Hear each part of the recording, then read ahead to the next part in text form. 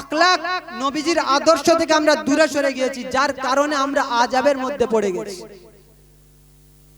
বলছে আমালুকুম উম্মালুকুম, যেমন আমল করবে তেমন বাদশা তোমার উপরে হবে, যেমন রূহ তেমন ফেরেশতা। আজ আমরা এই জলসা শুনছি, মিলাদ শুনছি, কেমন শুনছি, কেমন শুনছি আমরা। এক লোক গাছ কাটছে আর এক ব্যক্তি ওখান থেকে যাচ্ছে, যেতে যেতে বলছে যে তুই মরেছিস, তুই মরেছিস। তো সে মনে মনে করছে আমি মরে গেছি, আমি মরে গেছি বলে নিচে এসে বলছে দাদা আমি মরে গেছি। সে এবার তখন ভাবছে যে পাগল তাইলে হলে হতে পারে, কথা বলা যাবে না এর সাথে। সে চলে গেছে, সে গ্রামে গিয়ে বলছে যে আমি মরে গেছি, অমুক লোক বলেছে আমার জন্য কবর খোল। বলছে আমি মরে গেছি, অমুক লোক বলেছে আমার জন্য কবর খোল। কেউ ওর কথাই উত্তর দেয় না, সম্মান হয়েছে পাগলের সাথে বেকার বকে লাভ না।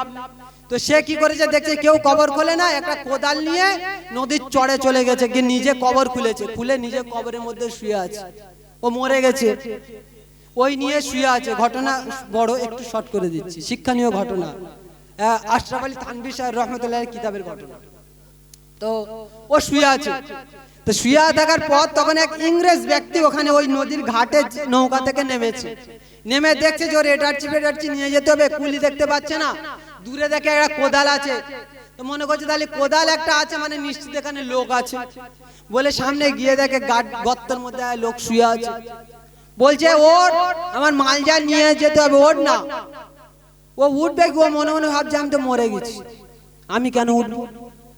বলে তার কিছুক্ষণ পরে ও মনে মনে ভাবছে তাহলে কবরে শুনেছিল মাওলানা বলেছিল মুনকার নাকির ফেরেশতা আসবে, প্রশ্ন করবে, এ তাহলে নিশ্চয় মুনকার নাকির ফেরেশতা। বলছে এসছে মানে প্রশ্ন করবে, বলছে আমি চুপ থাকি। তো চুপচাপ মেরে আছে।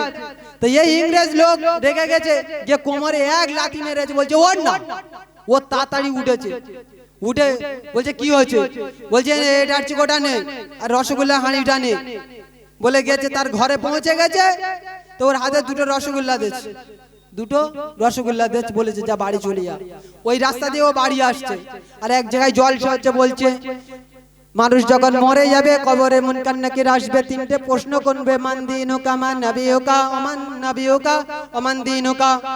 বলছে মান রব্বুকা মান দীনুকা ওমান নবিয়ুকা, তোমার দিন কি, তোমার নবী কি, তোমার ধর্ম কি ছিল।